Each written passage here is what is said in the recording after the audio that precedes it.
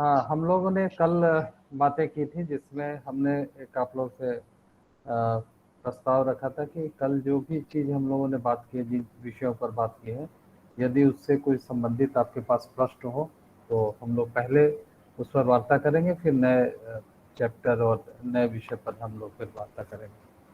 तो अगर कोई आप लोगों का उत्तर हो, किसी तरह का कोई प्रश्न हो, तो आप निश्चित रूप से हमसे कर सकते हैं।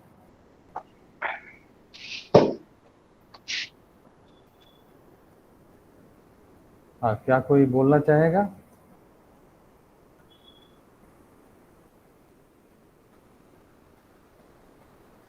हेलो सर, आ रही है आवाज? हाँ, आवाज आ रही है, आप बताएं।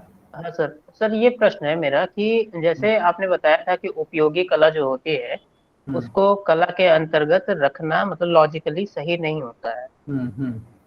ठीक है। तो ये जो कला शब्द उसके साथ जुड़ा है, फिर इसको जोड़ने का क्या मतलब, उसका मतलब क्या है फिर? उसको कोई और नाम दिया जा सकता था ना। दिया जा सकता है और बहुत जगह दिया भी गया है। Yes sir. पहली पहली तो बात है कि उपयोगी कला। यस कला सर। दो, पहले हम लोगों ने बात की कि कला दो तरह का, सारे कलाओं को एक श्रेणी में हम नहीं रख सकते हैं। मेरा उद्देश्य था कल कहने के पूर्व कि जिन कलाओं की वार्ता हम कर रहे हैं, जिन कलाओं की बात कर रहे हैं, वह प्योर आर्ट की बात कर रहे हैं, स्वांतः सुखाय की बात कर रहे हैं। कला एक माध्यम है और उस माध्यम की अभिव्यक्ति के द्वारा यदि हम कोई अन्य कार्य करते हैं या किसी उद्देश्य परक ढंग से कार्य करते हैं तो वो एकमात्र टूल की तरह यूज होता है। आर्ट जो है एक टूल की तरह वहाँ हम यूज करते हैं। और मुझे लगता है कि जब हम टूल की तरह मात्र बात करते हैं तो वहाँ पर स्वांतः सुखाय या अपनी भावनाओं की अभिव्यक्ति, यदि कला के साथ अपनी भावनाओं की अभिव्यक्ति शब्द जुड़ा हुआ है या इसके अंतर्गत अपने मूल्य, अपनी भावनाओं की अभिव्यक्ति अगर है कला के साथ, तो निश्चित रूप से जो भी कला उद्देश्य परक होगी उनमें उन चीज़ों का की कमी आएगी और उन चीज़ों से, इसलिए इसको आर्ट तो कहते हैं। आर्ट को, कला को एक माध्यम के रूप में, एक केवल भाषा के रूप में हम देखते हैं, लेकिन वो कला कभी भी प्योर आर्ट का रूप नहीं ले सकती। इसीलिए हमेशा कहते हैं अप्लाइड आर्ट, टेक्सटाइल डिजाइन उद्देश्य परक है, उसका एक उद्देश्य है। उद्देश्य अगर न हो तो वो कला स्वांतः सुखाय के लिए नहीं है या आपकी भावनाओं के अभिव्यक्ति के लिए नहीं है। बिल्कुल स्पष्ट है, इसमें कोई, मुझे नहीं लगता है कि इसमें कोई बहुत चर्चा की आवश्यकता है। हम लोग बहुत इस बारे में बात कर चुके हैं कि जहाँ तक हम कलाओं की बात करते हैं, विभिन्न प्रकार की कलाएं हैं। जो ललित कला, जो विजुअल आर्ट की बात करते हैं, विजुअल आर्ट एक भाषा के रूप में हम देखते हैं और उस भाषा के विभिन्न प्रकार हैं, विभिन्न स्वरूप हैं, मूर्ति कला है, चित्रकला है, प्रिंट मेकिंग है, इत्यादि इत्यादि। लेकिन एक ऐसा भी वर्ग है, एक ऐसा भी आर्ट है जिसको, इस आर्ट के माध्यम से हम समाज तक पहुंचते हैं, हम अपने उद्देश्य तक पहुंचते हैं, तो वहां पर इसको मात्र एक भाषा का रूप देते हैं। और हम लोगों ने कल काफी सारी बातें की और हम लोगों ने इस बारे में बिल्कुल हम आश्वस्त थे कि कहीं भी उद्देश्य जहां आता है भावनाएं कम होती जाती हैं। हम इसको पढ़ने के पहले, क्योंकि यहाँ से एब्स्ट्रैक्शन भी हमको समझना पड़ेगा और जब तक हम उसको नहीं समझेंगे, मैं अपनी बात को शायद, मतलब इस चैप्टर को मैं थोड़ा सा आगे बढ़ाता हूँ और जो मेरी जो मूल बातें हैं जिस पर, क्योंकि इसकी क्लैरिटी बहुत जरूरी है आगे के विषय के लिए, मैं इसको दो तीन प्रकार से आपके सामने रखना चाहता हूँ। मैं उदाहरण, बहुत सामान्य उदाहरण दूंगा जो शायद सभी सहमत होंगे। हमने पहले बात की कि कलाओं के स्वरूप और कला को किस तरह से हम एसेस करते हैं, इन सब बातों पर हम लोगों ने चर्चा की। हम दूसरी तरफ जाएं कि क्या है ये इनर फीलिंग, क्या है ये आर्ट, और क्या ये आर्ट नहीं है, और किस स्तर पर आर्ट होता है और कहाँ से वो आर्ट खत्म हो जाता है। तो कहीं ना कहीं एक बॉर्डर लाइन है जहाँ से हमको एक एक धरातल के बाद हमको उस पार लगता है कि ये कला है या कला नहीं है, या कला माध्यम के रूप में प्रयोग किया गया है। इसके लिए मैं कुछ उदाहरण आमतौर पर मैं ये उदाहरण देता हूँ अपने छात्रों के साथ। अब हमको जरूरत है मूर्त और अमूर्त कला समझने की। मतलब मूर्त और अमूर्त समझते हैं, एब्स्ट्रैक्शन और फिगरेशन। फिगरेशन में फिगर कुछ भी हो सकता है, पेड़ पौधा, आदमी, पशु, मकान, नाव, ये फिगर हो सकता है। एब्स्ट्रैक्शन में क्या होता है?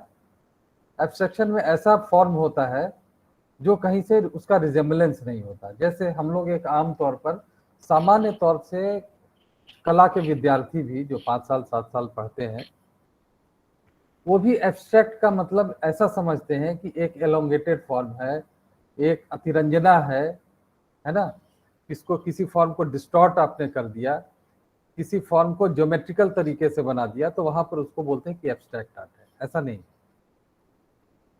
ठीक है। अब एब्स्ट्रैक्ट आर्ट क्या है और मूर्त कला क्या है, इसको समझना चाहिए। और कला की कितनी धाराएं हैं, किस किस तरह से कला का जो उद्गार हम देखते हैं किस किस तरीके से होता है, इस पर हमको ध्यान देने की आवश्यकता है।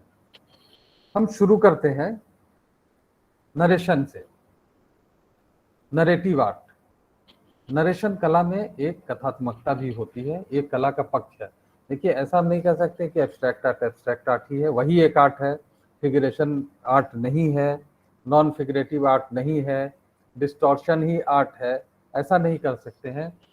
हम जो सिंबॉलिक फॉर्म को लेकर करते हैं वो आर्ट नहीं है या वही आर्ट है, ऐसा नहीं है। भिन्न भिन्न व्यक्ति भिन्न भिन्न प्रकार से अपनी रचना करते हैं और अपने मौलिकता को पाने के लिए विभिन्न प्रकार की ऑब्जेक्ट्स को, विभिन्न प्रकार के अपने जो थॉट है, अपने विजुअल लैंग्वेज का प्रयोग करते हैं। हम लोग जब बात करते हैं कला की तो 2-3 चीजें हमारे लिए बहुत महत्वपूर्ण हो जाती हैं। हम लोग एब्स्ट्रैक्शन की बात कर रहे थे, हम लोग फिगरेशन की बात कर रहे थे, हम लोग सिंबोलिज्म की बात कर रहे थे, हम लोग नरेशन की बात कर रहे थे। इतनी बहुत सारी धाराएं हैं। नरेशन क्या है? कला में नरेशन क्या है, कथात्मकता क्या है? हम लोग का जो संस्कार है, जो भारतीय संस्कार है, जो भारतीय कला का स्वरूप है, वो नरेशन पर आधारित है, कथात्मकता पर आधारित है, स्क्रोल पर आधारित है। हमारी जितनी भी प्राचीन पांडुलिपियां हैं उसमें चित्र स्क्रिप्ट के साथ एक नरेशन होता है। एक एक केवल मात्र फॉर्म आर्ट के रूप में नहीं दिखता है। हमारे पौराणिक कला की मैं बात कर रहा हूँ, एक नरेशन होता है, एक कथात्मकता होती है। जैसे रामचरितमानस पर एक चित्र श्रृंखला हुई, तो उस पंचतंत्र को देखिए, पंचतंत्र में एक नरेशन है, साहित्य में भी है, कला में भी है। हमारे जो स्क्रोल पेंटिंग आप लोग सब समझ रहे हैं, स्क्रोल होता है, उसको खोलते हैं और लंबा एक नरेशन चला जाता है, एक स्टोरी होती है। ऐसा नहीं होता कि एक फॉर्म अपने आप में आर्ट है, अपने आप में हो भी सकता है, लेकिन उसके पीछे एक कथात्मकता होती है। और ये हमारा जो भारतीय संस्कृति है, जो भारतीय कला दर्शन है, जो हमारी विरासत में जो हमको मिली है, वो स्क्रोल मिली है। हम साहित्य के माध्यम से भी अगर देखें तो अगर रामचरितमानस की हम बात करते हैं तो रामचरितमानस का सार अगर हमसे कोई पूछे तो शायद हम में से उसका जो इतनी लंबी बातें कही गई है, लेकिन अगर उसका सार होगा तो शायद एक पैराग्राफ में आप लिख सकते हैं। लेकिन उस एक पैराग्राफ को समझाने के लिए इतनी बड़ी कथात्मकता हुई। महाभारत का सार अगर देखें तो बहुत छोटा सा सार हो सकता है।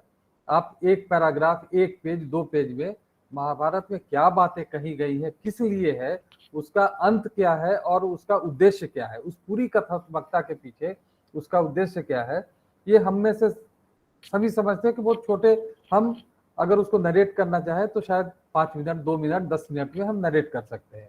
लेकिन एक लंबी श्रृंखला है, एक छोटी बातों को बताने के लिए एक गूढ़ बात को बताने के लिए, जो आम जनमानस में उसको हम पेनिट्रेट कर सके, आम जनमानस के सामने हम उसको रख सके, उसके लिए एक बहुत सहज ढंग से, एक बहुत सहज साहित्यिक, एक सहज भाषा में उसको बताया गया है। और उस बताने से, उस नरेशन के पीछे जो हमारा उद्देश्य था, वो सार बहुत छोटा था, लेकिन वो एक नरेशन है, एक कथात्मकता है, और उस कथात्मकता के द्वारा हम एक ऐसी भावनाओं को व्यक्त करते हैं दर्शक के सामने, पाठक के सामने। तो ये नरेशन हमारे संस्कार में है। भारतीय कला, भारतीय साहित्य में नरेशन हमेशा से रहा है।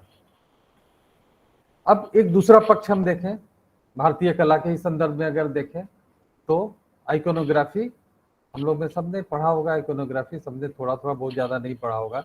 क्या होता है आइकोनोग्राफी में? आइकन बनता है किसी एक चीज के लिए, एक सिंबल बना है, और उस सिंबल के आधार पर हम लोग एक बड़ी कल्पना को विस्तार देते हैं। स्वस्तिक, शंख, चक्र, ऐसी चीजें बहुत सारी हमारे गुप्तकालीन मूर्तियों में, गुप्तकालीन चित्रों में कुछ ऐसे एलिमेंट्स होते हैं जिसका मतलब हमको ये पता चलता है कि ये अगर एलिमेंट यहाँ लगा हुआ है, वो बहुत विस्तृत बातें कह रहा है। मतलब एक छोटी सी बात, एक छोटा सा आकार एक बड़ी चीजों को का विस्तार देता है। एक तरफ हम लोगों ने क्या देखा, एक विस्तार को, एक विस्तारित भाषा, एक कथात्मकता है, और उस कथा के द्वारा हम छोटी बात कहते हैं। हम छोटी बात से मेरा मतलब है कि आकार में छोटी, बात तो बहुत बड़ी है, आकार में छोटी, मतलब उसका जो सार है वो बहुत छोटा है, लेकिन उस सार को बताने के लिए हम बड़ी लंबी एक कहानी का उपयोग करते हैं, बहुत लंबी लंबी कहानी देखते हैं उस सार के पीछे। लेकिन सिंबोलिज्म में क्या होता है कि एक सिंबल के द्वारा हम बड़ी बातें करते हैं। मतलब आप एक तरफ विस्तार से भीतर आते हैं, दूसरी तरफ एक छोटे ऑब्जेक्ट से बड़ी बात कहते हैं। तो ये हमारी भारतीय कला की एक बहुत ही महत्वपूर्ण चीज है। तो इसीलिए सिंबोलिज्म जो है, आइकोनोग्राफी है, जो आइकन्स हम देखते हैं, जो सिंबोलिज्म देखते हैं इंडियन पेंटिंग में, इंडियन स्कल्पचर में, वो क्या है, उससे हम इन दोनों चीजों को बहुत आसानी से ग्रहण कर सकते हैं। अब हम देखेंगे जब कॉन्टेम्प्रेरी आर्ट की तरफ जाएंगे तो ये जो एक तरीका है, एक एक्सप्रेशन का जो तरीका है, वो दोनों ही तरीका, सिंबोलिज्म भी दिखता है हमको और नरेशन भी दिखता है। जो नरेटिव पेंटर्स है भारत में बहुत महत्वपूर्ण, उनमें कुछ लोगों का नाम आप शायद जानते होंगे, गुलाम मोहम्मद शेख, भूपेन खट्टर। एक रेडिकल ग्रुप था बड़ौदा का, उसको रेडिकल ग्रुप था, मतलब गुलाम मोहम्मद शेख और भूपेन खट्टर को मैं रेडिकल नहीं कहता हूँ। उन्होंने सामाजिक बहुत सारी चीज़ों को ऐसे रखा जो कि शायद नहीं कर पाते, लेकिन एक नरेशन है, उनके चित्रों में एक नरेशन है। उसी तरह से सिंबोलिज्म को लेकर बहुत लोगों ने काम किया। जी.आर. संतोष की चित्र अगर आप देखें तो वहाँ पर सिंबोलिज्म है। मैं इसलिए कुछ ऐसे उदाहरण दे रहा हूँ कि शायद सभी को इन पेंटिंग्स का कहीं ना कहीं आप लोगों ने देखा होगा। तो ये दो तरीका हो गया, सिंबोलिज्म हो गया और नरेशन हो गया। अब हम दूसरी तरफ जाएंगे, रियलिज्म, रियलिस्टिक। जो रियल है, रियल फॉर्म के द्वारा भी हम आर्ट को एक्सप्रेस कर रहे हैं, जैसे ह्यूमन फिगर है, लैंडस्केप है, ठीक है। इस तरह की जो रियल चीजें हम देखते हैं उसको करके भी, उसके द्वारा भी हम अपनी भावनाओं को व्यक्त करते हैं। अब तीसरा एक पक्ष आता है जो अतिरंजना, या जिसको हम किसी फॉर्म को एग्जैगरेट करते हैं, है ना। तो जैसे ह्यूमन फॉर्म है उसको डिस्टॉर्ट करते हैं, ये डिस्टॉर्शन भी हम लोगों ने देखा। डिस्टॉर्शन क्यों होता है? अपने आप नहीं होता है। डिस्टॉर्शन में आप देखे होंगे, अगर सिंधु घाटी सभ्यता का के मूर्तियों में देखेंगे तो आप बुद्ध जो बुल है, सिंधु घाटी सभ्यता में जो बैल की आकृतियां हैं उनमें मांसलता बहुत है। आमतौर पर आपको इतने मांसल बैल नहीं दिखते, क्योंकि उसका उपयोग खाने के उद्देश्य से किया जाता है। मतलब मांस उसका जो उसका फ्लेश है, that is very important, that was very important, इसलिए उसको उस दृष्टि से देखा गया। इसी तरीके से हम लोगों ने बहुत सारी कलाओं में बहुत सारे फॉर्म्स को देखा, जिसमें हम लोगों ने अतिरंजना देखा, बहुत चीजों को डिस्टॉर्ट करते हुए देखा। उसके पीछे कोई ना कोई आधार होता है और कलाकार का व्यक्तिगत होता है, और व्यक्तिगत ढंग से जब कलाकार सोचता है तो फिर उस तरह की अतिरंजना करता है।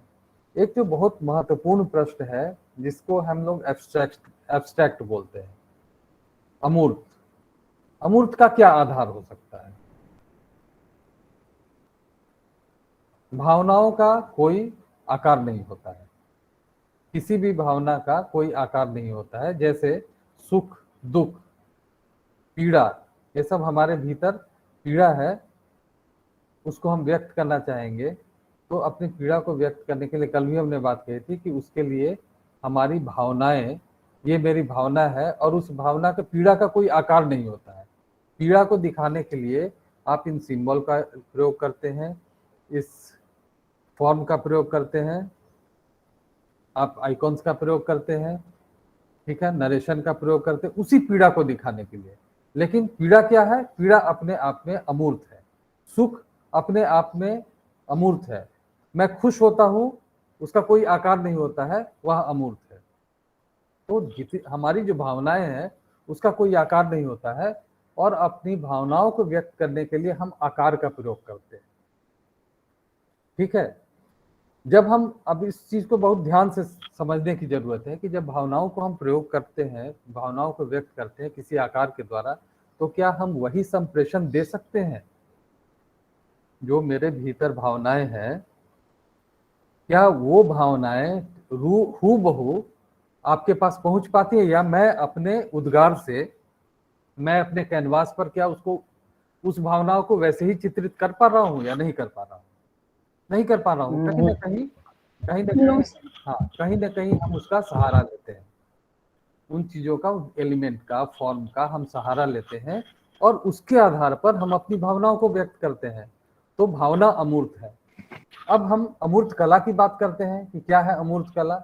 मैं एक संगीत के माध्यम से, अक्सर मैं अपने छात्रों से बात करता हूँ, संगीत के माध्यम से मैं इसको समझाता हूँ कि कैसे हम अपनी भावनाओं को मूर्त से अमूर्त की तरफ जा रहे हैं। सर्वाधिक सुने जाने वाली संगीत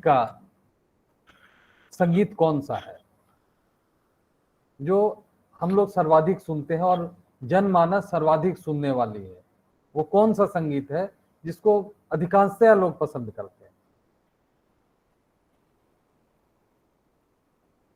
लोक कला हो सकता है, या फिल्मों के गायन हो सकते हैं, हो सकता है फिल्मों के गाने, यस सर। फिल्म संगीत, फिल्म के गाने, या लोक कला। अब फिल्म तो अब आई है, लेकिन उसके पहले, आज से 50 साल पहले, लोक कला जन जन में व्याप्त थी। और लोक कला ऐसा सशक्त माध्यम था कि भारतीय स्वतंत्रता संग्राम में भी लोक संगीत ने बहुत महत्वपूर्ण भूमिका अदा की। लोक संगीत के द्वारा लोगों के भीतर जागृति हम पैदा करते थे, हम अपनी लेखनी के द्वारा जागृति पैदा करते थे, हम चित्रों के द्वारा जागृति पैदा करते थे। तो समाज को कहीं ना कहीं एक आईना दिखाने का काम वो करता था। तो सबसे ज्यादा हम फिल्मी संगीत या लोक कला, लोक संगीत की बात कर रहे हैं, जो सर्वाधिक जनमानस में व्याप्त है और उसके श्रोता सर्वाधिक हैं। इससे मैं समझता हूं कि आप सभी सहमत होंगे। इसके बाद अगर हम इसके क्लासिकल पक्ष की तरफ धीरे धीरे बढ़ते हैं, इसके बाद हम गजल की तरफ आते हैं। लोक संगीत, इन फिल्मी संगीत में क्या होता है? लिरिक्स, जो वर्डिंग्स होता है वो बहुत महत्वपूर्ण होता है, जो उसका गाने का तरीका होता है, जो धुन, सुर, ताल, छंद इत्यादि होते हैं, वो बहुत महत्वपूर्ण होते हैं। लोक कला में भी ऐसा ही होता है ना। लेकिन जब हम गजल की तरफ जाते हैं तो क्या श्रोता कम होते हैं या बढ़ जाते हैं? जितने लोग कम हो जाता है। कम हो जाते हैं। जितने लोग फिल्मी संगीत सुनते हैं उससे काफी कम श्रोता हो जाते हैं गजल सुनने वाले। इसके पीछे कभी सोचा है कि उसका क्या कारण हो सकता है? संगीत उसमें भी है, लिरिक्स उसमें भी है, लेकिन जो गजल के जो लाइंस हैं, जो गजल लिखते हैं, वो थोड़ा गूढ़ होता है, और उसके समझने के लिए एक आपके पास साहित्यिक ज्ञान भी होना आवश्यक है। एक सामान्य आदमी उन शब्दों को, उन लिरिक्स को, उन भावनाओं को शायद नहीं समझ सकता है, और जो गजल सुनने वाले श्रोता हो उनको वो फिल्म का संगीत अच्छा ज्यादा नहीं लगेगा, और गजल का रसास्वादन वो बेहतर कर सकते हैं। उसके पीछे क्या कारण है? कि उनका जो, अब क्या देखिए कि नरेशन कम हो गया, जो फिल्मी संगीत में नरेशन था वो नरेशन कम हो गया, लेकिन उसके नरेशन कम हुए तो श्रोता कम हो गए। क्यों कम हो गए? क्योंकि जो जनमानस में जो आसानी से जो चीजें स्प्रेड कर सकता था वो गजल में कम हो गई। उसकी पीछे है कि लिरिक्स में जो गूढ़ चीजें हैं, जो बिल्कुल आंतरिक है गजल में, जो गजल लिखने वाला है, जो कवि है, ठीक है, उसकी जो भाषा है, उसकी भाषा, उसकी आंतरिक अभिव्यक्ति ज्यादा महत्वपूर्ण है बनिस्पत की एक फिल्म संगीत में दूसरों के लिए, दूसरों के पक्ष में, दूसरों को सुखी देखने के लिए, दूसरों के मनोरंजन के लिए हम गाते थे।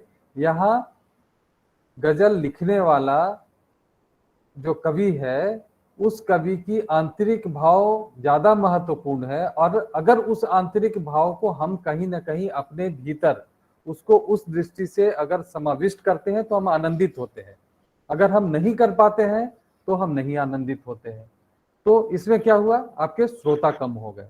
तो जब क्लासिकल पक्ष, जब साहित्य ज्यादा महत्वपूर्ण हो गया गजल में, फिल्मी संगीत में साहित्य ज्यादा महत्वपूर्ण नहीं था, तो जब साहित्य बहुत महत्वपूर्ण है, जब क्लासिक की तरफ हम बढ़े तो श्रोता कम हो गए।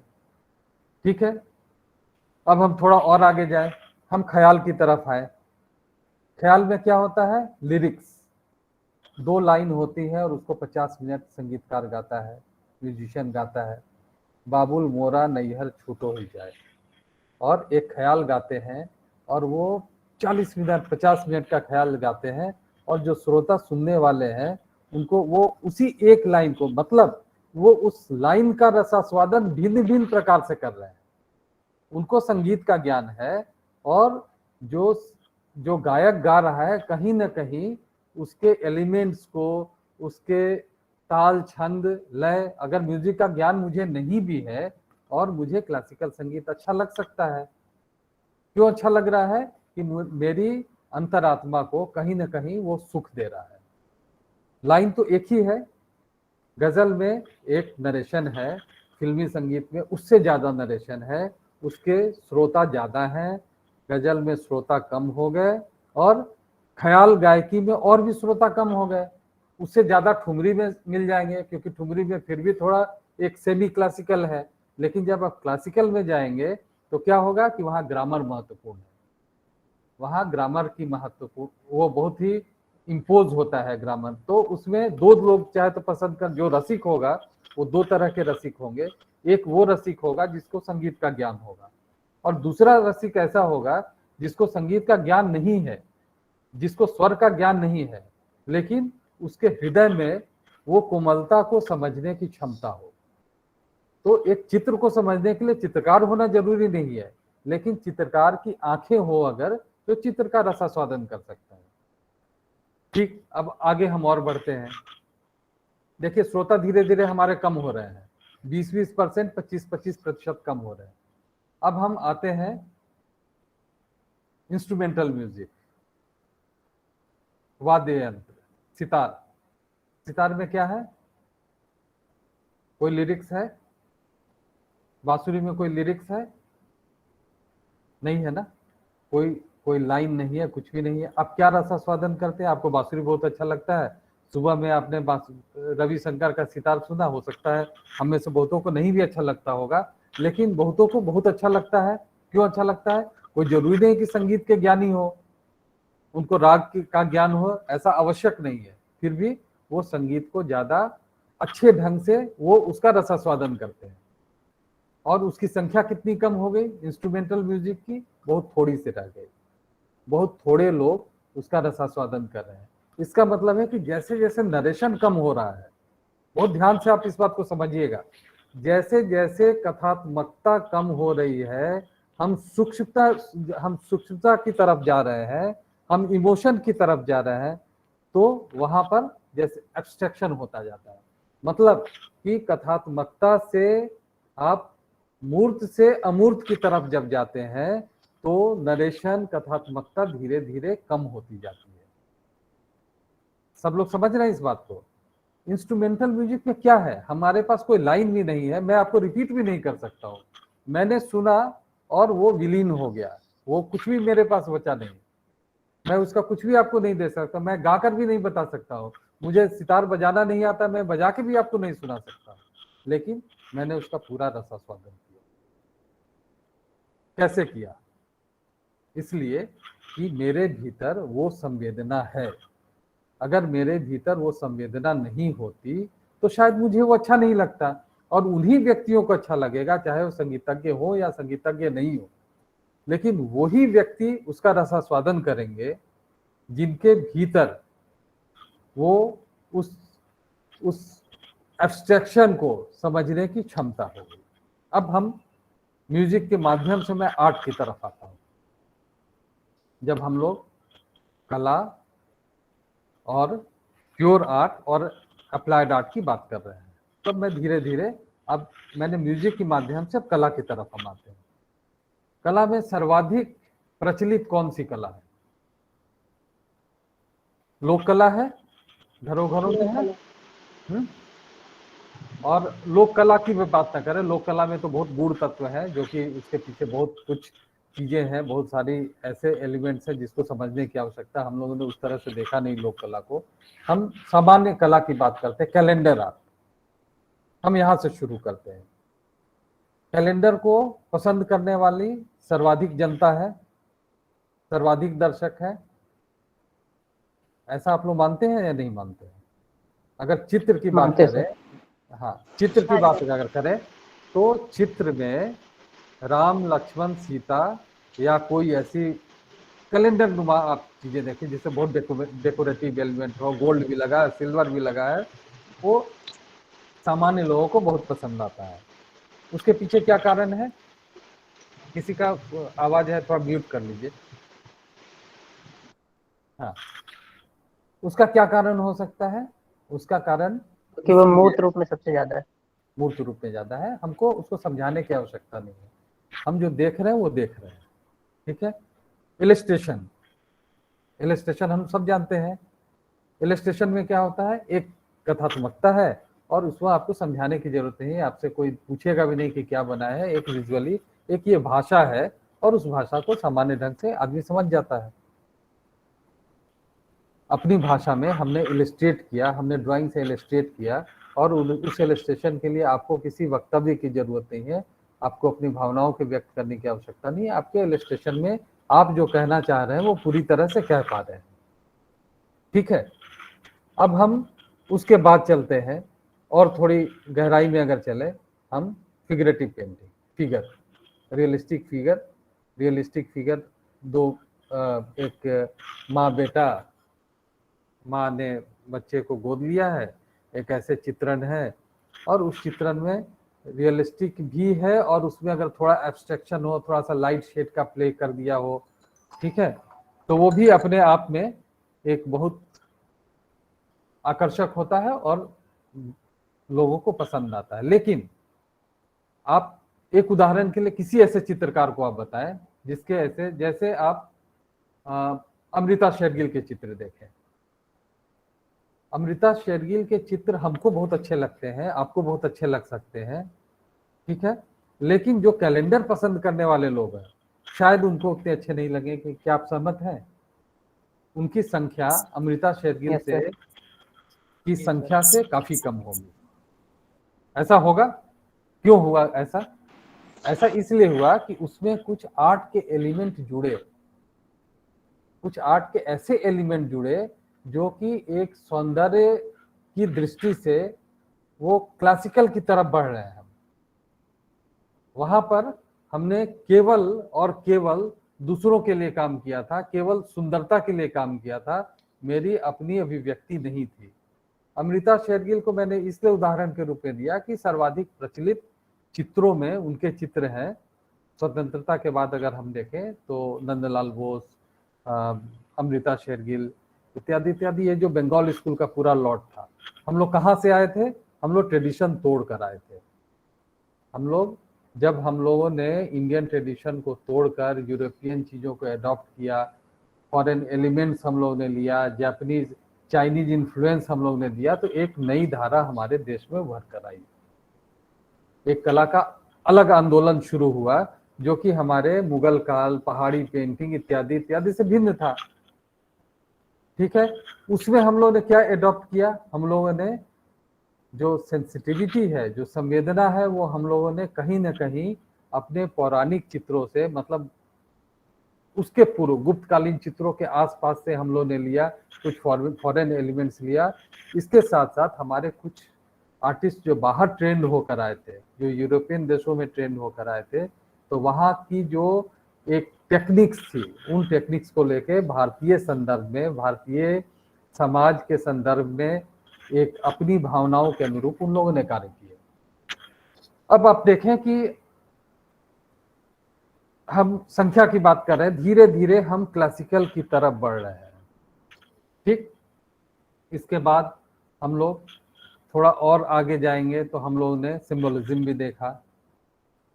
सिंबोलिज्म देखा, कहीं ना कहीं हमारे तांत्रिक फॉर्म से जुड़े हुए हैं, तो हमको कहीं ना कहीं वो टच करता हुआ, मतलब लगा कि नहीं, ये मेरे भीतर की चीज है, जो तांत्रिक एलिमेंट है भारत का अपना है, और उससे कहीं ना कहीं हम जुड़ा हुआ महसूस करते हैं। हमने एब्स्ट्रैक्शन देखा, हमने डिस्टॉर्शन देखा, तो एक फिगर दिखाई दे रहा है, एक फिगर में डिस्टॉर्शन है, फिगर का ये फिगर एलोंगेटेड है। आप राम किंकर का सुजाता देखिए, क्या वैसा व्यक्ति होता है? आज से 100 साल पुरानी कृति है। आप संथाल परिवार देखें, क्या उस एनाटॉमी का व्यक्ति होता है? नहीं होता है। लेकिन वहां क्या हो गया, वहां एक्सप्रेशन बहुत महत्वपूर्ण था, वहां जो हमारे सामाजिक संदर्भ थे वो बहुत महत्वपूर्ण थे, उसकी वजह से हमारे लिए आकर्षण का कारण रहा। लेकिन उसके बावजूद भी जो दर्शक जो दुर्गा की मूर्तियां देखने के आदी थे, जो दुर्गा पूजा की मूर्तियां देखने के आदी थे, उनके सौंदर्य शास्त्रीय अनुभूति से वो अनुभूति राम किंकर की मूर्तियों की अनुभूति भिन्न थी, है ना। जो लोग आइडल्स देखते थे, आज तक हम लोग क्या देख रहे थे, हम लोग दुर्गा, लक्ष्मी इत्यादि की मूर्तियां देखते थे, बहुत डेकोरेटिव होती थी। हम कैलेंडर देखते थे, बहुत डेकोरेटिव होती थी।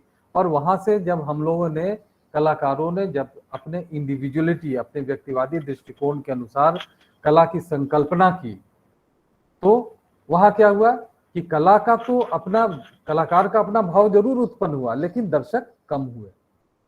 और वो जो दर्शक हुए, वो वही दर्शक हुए जिन्हें कला की परख थी, या जो रसिक थे।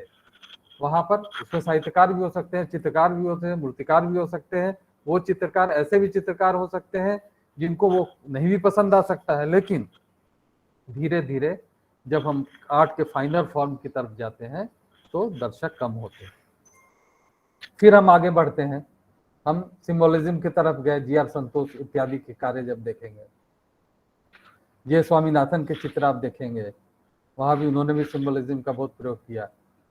इन चित्रकारों को जब आप देखेंगे तो उनके दर्शक और भी कम हो जाते हैं, राम किंकर से कम हो जाते हैं, विनोद बिहारी मुखर्जी से कम हो जाते हैं, नंदलाल बोस से कम हो जाते हैं।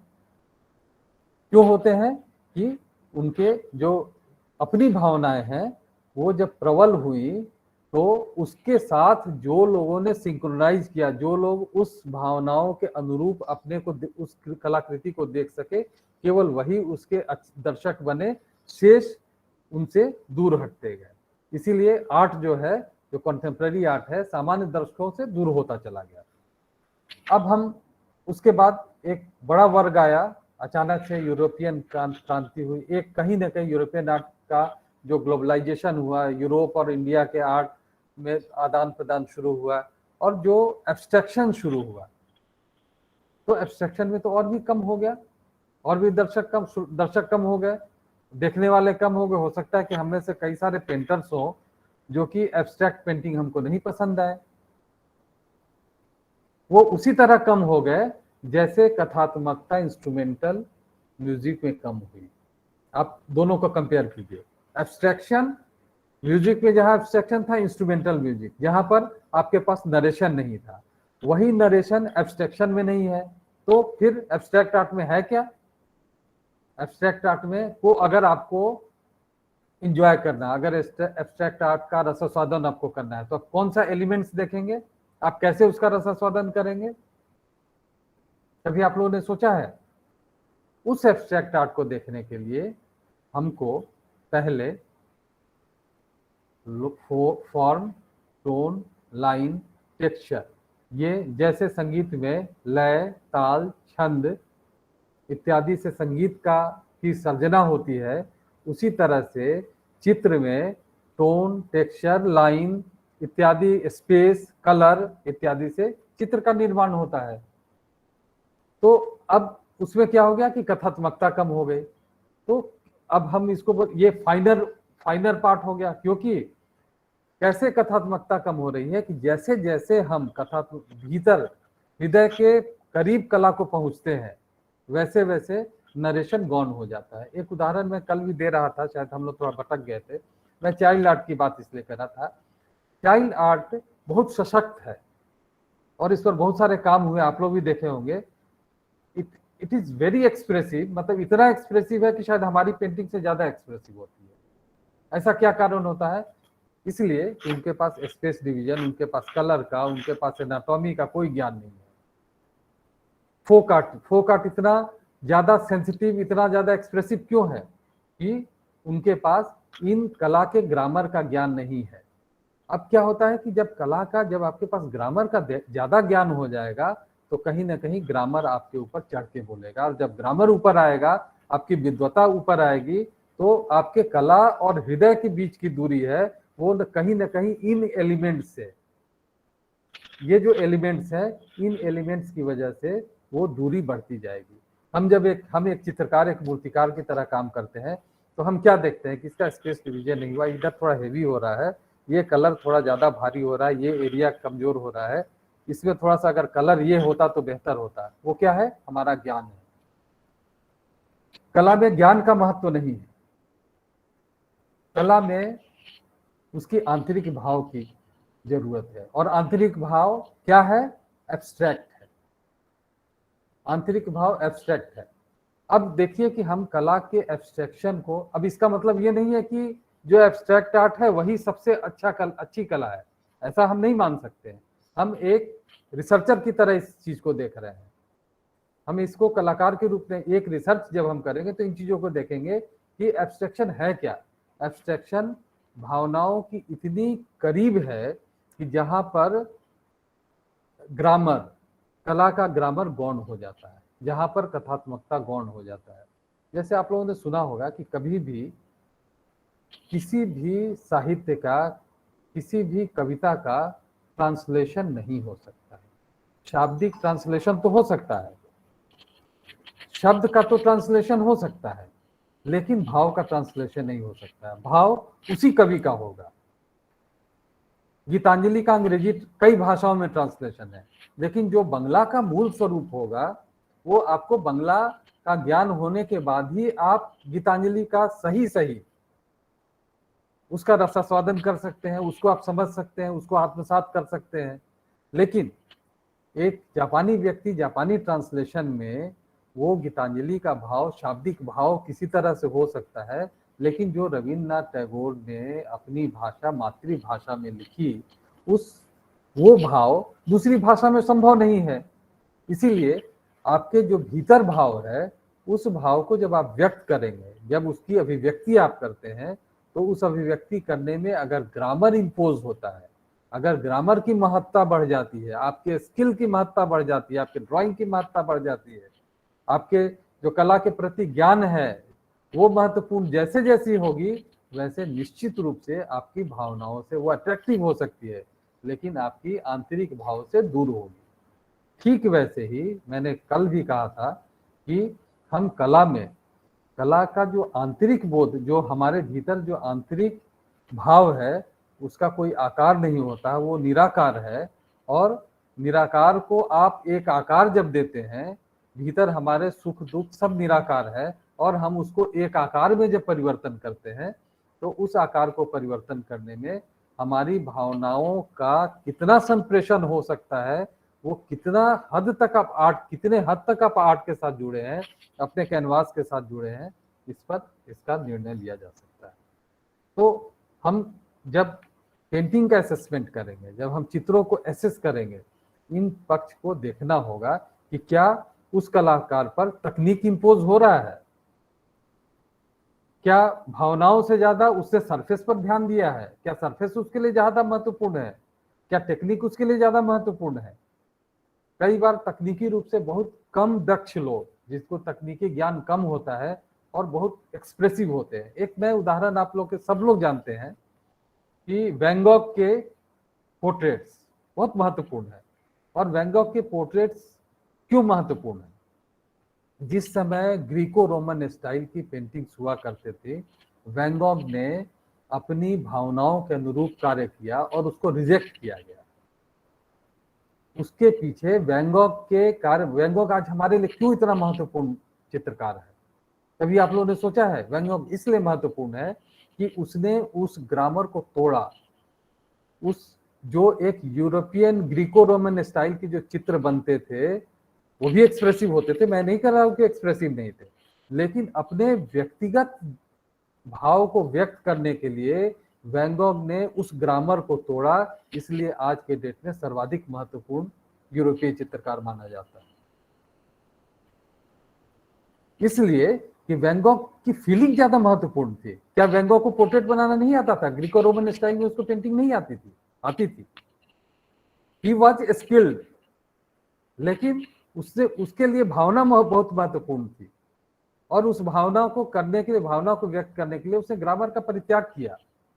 तो तब उस समय जब उसने किया तो उसको जो कला के पारखी थे, कला के जो पैट्रोनाइज करने वाले लोग थे, जो बायर्स थे, उन लोगों ने वैन गॉग को रिजेक्ट किया।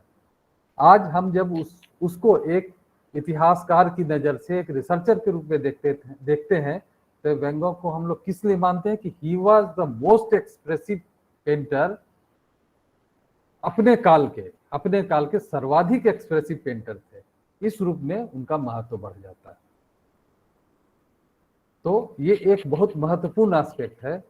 अब हम ये इतनी बातें, मैंने एक भूमिका तैयार की, शायद ये सब चीजें जब मैं बोल रहा हूँ कभी जीवन में नहीं भूलेंगे। मेरे टीचर ने जब मुझे पढ़ाया था, मुझे आज तक याद है। तो ये बहुत महत्वपूर्ण चीज है।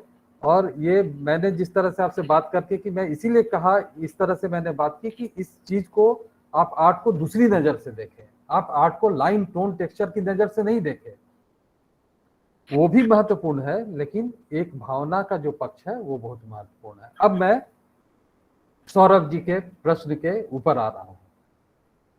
क्या अप्लाइड फॉर्म ऑफ आर्ट में कलाकार की मानवीय अभिव्यक्ति व्यक्त हो रही है, नहीं हो रही? अगर हो रही है तो आप निश्चित रूप से उसको आर्ट की श्रेणी में रख सकते हैं। डिजाइन को यूज करके अभी बहुत सारे पेंटर हैं। मैं एक स्कल्प्टर है साउथ के, मैं नाम मिस कर रहा हूँ, उनके डेकोरेटिव फॉर्म्स हैं, वुड पर उनका काम है, बहुत डेकोरेटिव फॉर्म्स, पूरा ट्रेडिशनल आर्ट का फॉर्म है, बट वो कंटेम्प्रेरी आर्ट में उसको यूज कर रहे हैं। फॉर्म वो है, नाम मैं मिस कर रहा हूँ।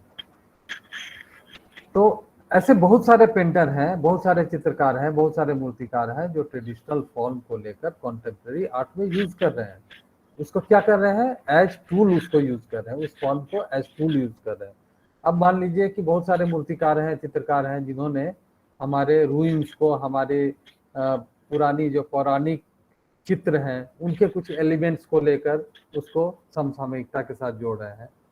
ऐसे बहुत सारे चित्रकार हैं। उनका असेसमेंट हम कैसे करेंगे, ये हमको देखने की आवश्यकता है। अब महत्वपूर्ण है जो सौरभ बता रहे थे कि अप्लाइड फॉर्म ऑफ आर्ट, अगर आर्ट जुड़ा है तो आर्ट क्यों नहीं है? क्या अब आप बताएं कि वो आर्ट है कि नहीं है? और आर्ट को आज के प्रसंग में देखेंगे तो हम किस रूप में देखेंगे? मैंने कल भी कई बार कही कि हम लोग जब आर्ट को देखते हैं तो आर्ट को देखने के पीछे जो मेरा मूल उद्देश्य होता है वो भावना होती है। और कैसी भावना? कि उस काल की भावना के अनुरूप मुझे ले जाना पड़ेगा एज रिसर्चर, तब हम उसका सही आकलन कर सकेंगे और उसके प्रति हमारा न्याय हो सकेगा, हम उसके साथ न्याय कर सकेंगे। हम इसलिए मैं ये बात कह रहा हूँ कि हम लोग को, पता नहीं आपका सिनॉप्सिस का विषय क्या हो, कैसे भी हो, आप टीचर भी होंगे, लेकिन जो एक दृष्टि होती है, कला के प्रति दृष्टि होती है, वो दृष्टि, मैंने कल भी कहा, मैं एक बार एक शिक्षक से भी बात कर रहा था तो मैंने कहा कि आप ये बताएं कि आपके क्लास में 25 बच्चे हैं, आप अच्छा या खराब, हम मास्टर्स डिग्री का, जहाँ पर मास्टर्स डिग्री के लेवल पर हम लोग छात्रों को पूरी तरह स्वतंत्र कर देते हैं। हम उनसे ये अपेक्षा नहीं करते हैं कि वो पोर्ट्रेट करें, लाइफ स्टडी करें, ये नहीं करते हैं। हम एक क्रिएटिव पेंटर जो है उसको हम लोग बोल देते हैं कि आप जो चाहो करो, you are free to do anything. ऐसा होता है मास्टर्स डिग्री लेवल पर। मेरे ख्याल से ड्राइंग एंड पेंटिंग में भी वो स्वतंत्रता देते होंगे, मैं समझता हूँ। अब उस स्वतंत्रता के पीछे क्या उद्देश्य है और उसका असेसमेंट हम कैसे करेंगे? उस स्वतंत्रता का असेसमेंट अगर मैं एक परीक्षक के रूप में, परीक्षक मैं इसलिए बोल रहा हूं कि आप एक रिसर्चर एक परीक्षक की तरह होगा, इसलिए मैं एक परीक्षक के रूप में, आप एग्जामिनर हो, उसी तरह से आप वर्क ऑफ आर्ट का जब असेसमेंट करेंगे तो यू आर द एग्जामिनर। आपको एग्जामिन करना है। एग्जामिन करेंगे तो कैसे आप करेंगे? अगर किसी चित्र को हमको देखना हो तो उस चित्र को देखने के लिए 3-4 पक्ष बहुत महत्वपूर्ण है। पहला, उस काल में हमको जाना होगा, उस काल के अनुरूप हमको उसका अध्ययन करना होगा, उसका तकनीकी पक्ष हमको देखना होगा, उसके भाव के अभिव्यक्ति का पक्ष हमको देखना होगा, उसकी समसामयिकता देखनी होगी, मतलब किस काल में है, क्या उस पर काल का प्रभाव है, क्या वो काल के अनुरूप है। अगर 2022 में 21वीं शताब्दी में कोई पेंटिंग कर रहा हो और उस पेंटिंग में इस सामाजिक संदर्भ, इस सामाजिक परिवेश का अगर उसमें असर नहीं दिखाई देता है और वो माथे पर घड़ा लिए हुए एक महिला को बना रहा है, इज दैट कंटेम्परेरी आर्ट? क्या उसका असेसमेंट हम कैसे करेंगे? उसको क्या कला के रूप श्रेणी में हम रखेंगे? माथे पर एक पनिहारिन को घड़ा लेते हुए एक कुएं से जा रही महिला भी बहुत लोग बनाते हैं। अब वो बहुत सुंदर हो सकता है। तो as examiner, as teacher, as researcher हम उसको क्या, किन किन चीजों में देखेंगे उसको? क्या वो टाइम के साथ रिफ्लेक्ट करता है? क्या समसामयिकता के रूप में रिफ्लेक्ट करता है? कलाकार स्वयं अपने आप में एक फिलोसोफर है, उसकी समाज के प्रति एक दृष्टि होनी चाहिए। हम सामान्य व्यक्ति, जो कलाकार होता है वो सामान्य व्यक्ति नहीं होता है। कलाकार बौद्धिक विकास के, अपना बौद्धिक विकास करता है, वो समाज को उसको देखने की अपनी दृष्टि होती है। यदि आपकी दृष्टि स्वयं की नहीं है, समाज को देखने की दृष्टि स्वयं की नहीं है, तो आप अपने कला के साथ न्याय नहीं कर सकते हैं, या कला के असेसमेंट में भी आप न्याय नहीं कर सकते हैं। मुझे मेरा अपना जो मेरी अपनी सौंदर्य शास्त्रीय जो एस्थेटिक ब्यूटी हमारी, अगर वही पनिहारन तक ही सीमित होगी तो मैं शायद जगदीश कलात को भूल जाऊंगा। मुझे लगेगा क्या बना रहा है ये, सुबोध गुप्ता क्या है, घड़ा और साइकिल बना रहा है, फिर मेरा असेसमेंट बदल जाएगा। इसलिए हमारी जो दृष्टि होगी, मेरी स्वयं, मैं स्वयं क्या कर रहा हूँ वो बहुत महत्वपूर्ण नहीं है। मैं एज आर्टिस्ट, हो सकता है मैं ट्रेडिशनल काम कर रहा हूँ, लेकिन मेरी दृष्टि सार्वभौमिक होनी चाहिए, ग्लोबल होनी चाहिए।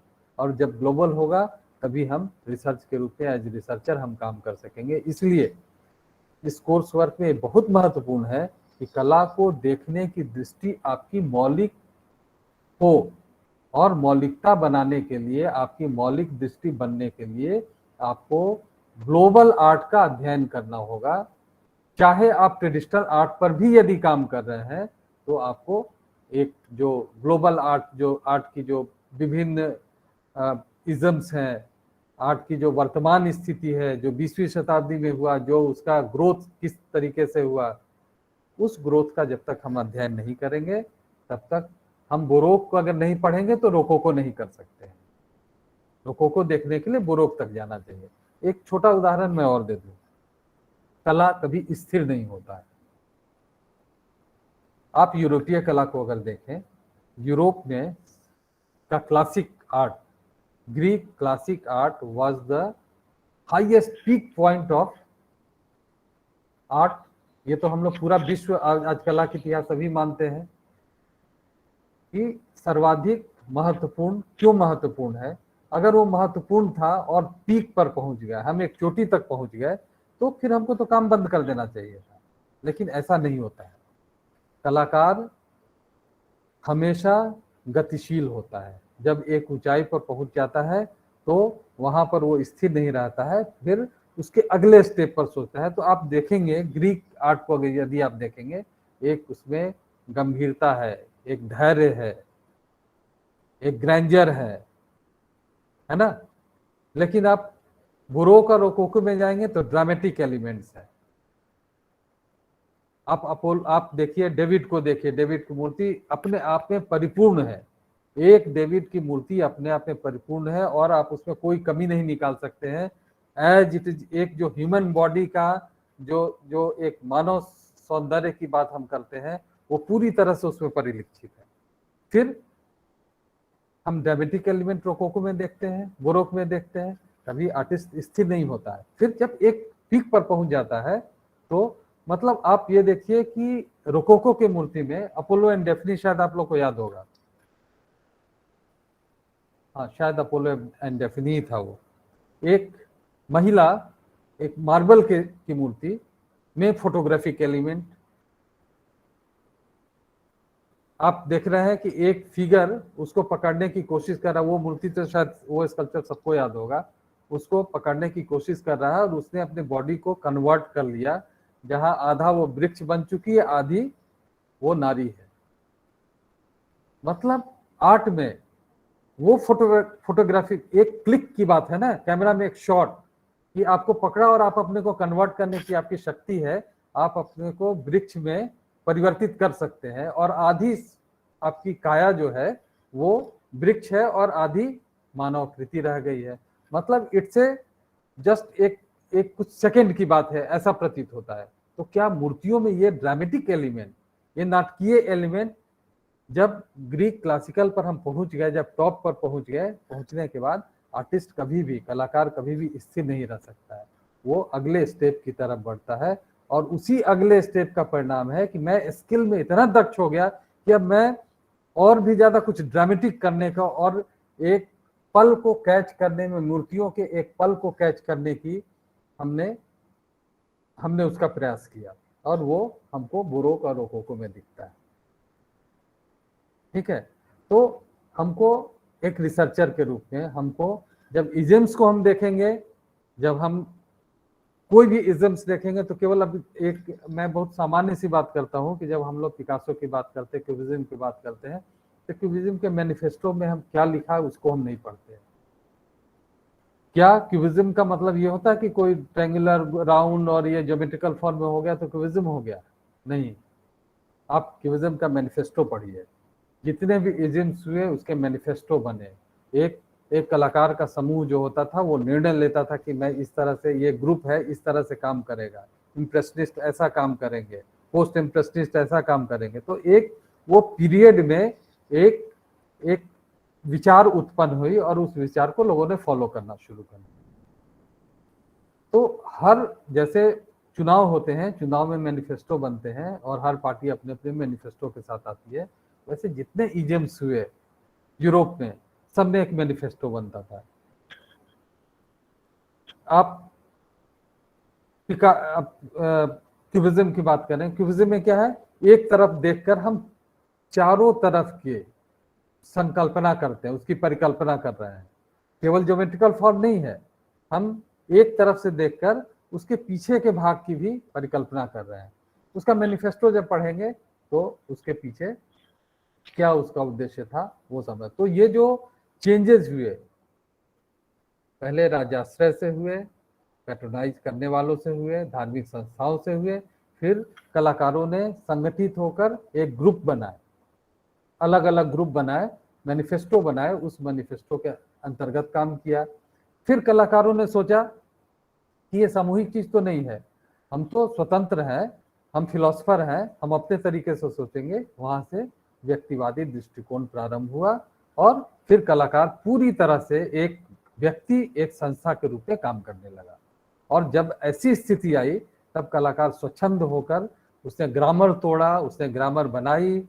वो जो यूरोपियन और ग्रीको रोमन या भारतीय जो ट्रेडिशन थी उसको तोड़कर उसने ऐसे काम किए जो उस समय उस सामाजिक स्थिति के अनुरूप वही उपयुक्त था। और समाज में जिस तरह का परिवर्तन होता है वही कला में भी परिवर्तन हमको दिखाई देता है। ट्रेडिशन जैसे जैसे टूटे, कला का भी ट्रेडिशन वैसे वैसे टूटा। हमारे सामाजिक परिवेश बदले, कला का भी सामाजिक परिवेश बदला। इस तरह से कला का हम असेसमेंट कर सकते हैं। और इसलिए बहुत जरूरी था कि कला को कैसे हम लोग देखेंगे, तब हम लोग टेक्निक्स की बात करेंगे या कुछ और चीज की बात करेंगे। इसीलिए मैं आपको ये बोलना चाह रहा था कि इन विषयों में हम लोग ज्यादा गंभीरता से देखें और कला के असेसमेंट के विषय में हम लोग बात कर सकते हैं।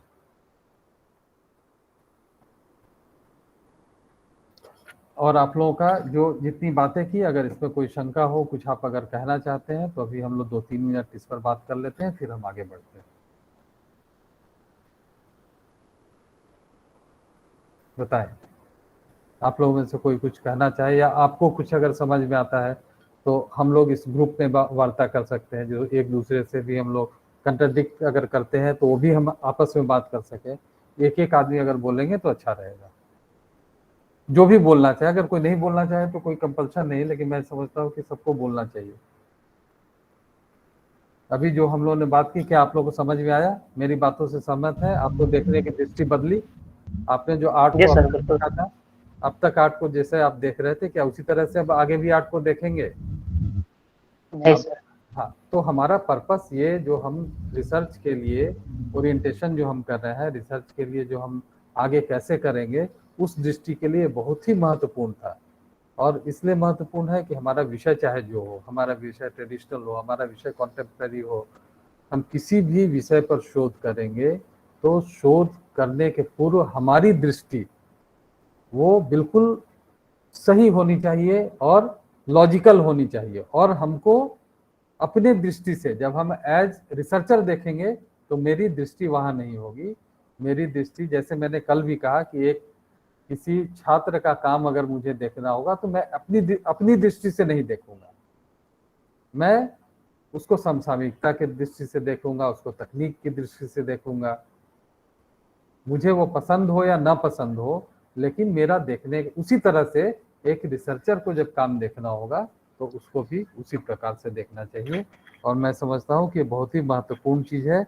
हमको कुछ भी रिसर्च के संदर्भ में काम करने के पूर्व इन चीज़ों पर हमको विशेष रूप से देखने की आवश्यकता है। आप लोग इस पर जरूर प्रश्न करें और मैं चाहूँगा कि इस प्रश्न का हम लोग अच्छे से इसकी व्याख्या करें। और इसलिए भी व्याख्या जरूरी है ताकि जब तक आपका इन्वॉल्वमेंट नहीं होगा, मेरे बोलने का कोई अर्थ नहीं है। आपका इन्वॉल्वमेंट होगा, क्योंकि इन चीज़ों को आप नोट डाउन नहीं कर सकते। ये तो ऐसी चीज़ें हैं जो बिल्कुल आपके भीतर होनी चाहिए और आपको समझने की दृष्टि वैसी होनी चाहिए। बताएं, मैं कुछ प्रश्न की अपेक्षा कर रहा हूँ आप लोगों से। क्या मुझे कुछ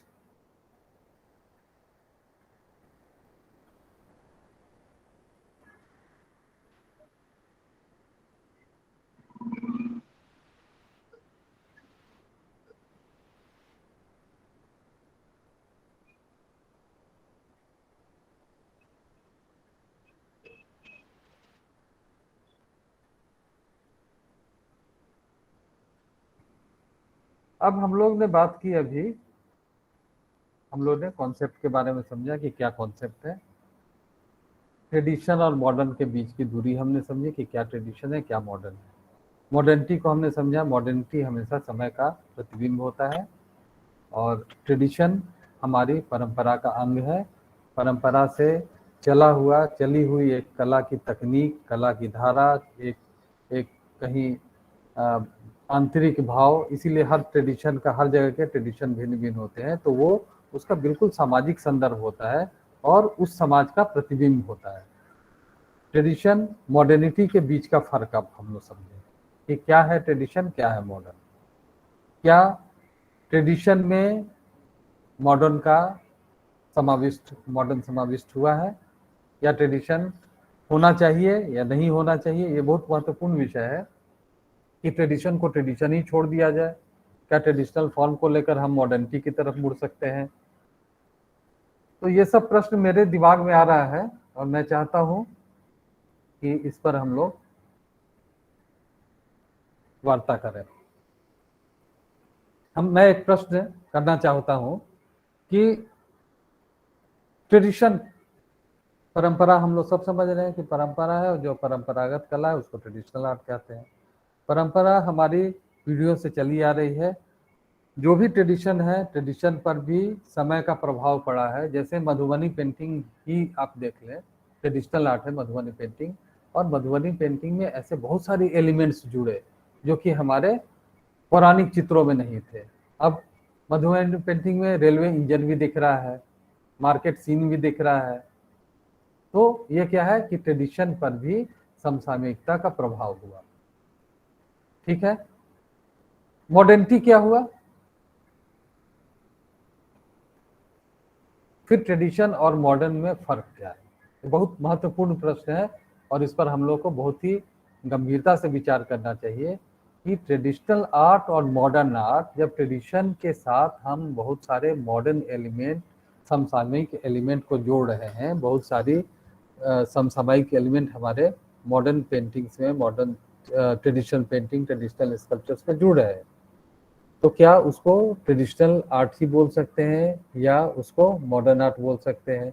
और अगर वो मॉडर्न आर्ट नहीं है तो क्यों मॉडर्न आर्ट है? और मॉडर्न आर्ट वाले उस ट्रेडिशनल आर्ट को एक्सेप्ट कर रहे हैं कि नहीं कर रहे हैं? ये सब इतना विरोधाभास है, इसका कोई एक उत्तर मिलना असंभव है। इसका मैं समझता हूँ कि कोई भी व्यक्ति इसका एक उत्तर नहीं दे सकता है, और ये डिबेटेबल है, ये डिबेट का विषय है, और इस डिबेट का अंत भी नहीं है, अनंत अंतहीन डिबेट होगा। थोड़ा हम लोग डिस्कस कर लें। आप लोग बोर तो नहीं हो रहे हैं? नहीं सर, बिल्कुल नहीं।